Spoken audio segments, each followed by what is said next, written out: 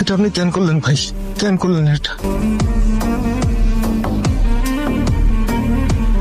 ভাই টাকা লাগলে চাইতেন ভাই।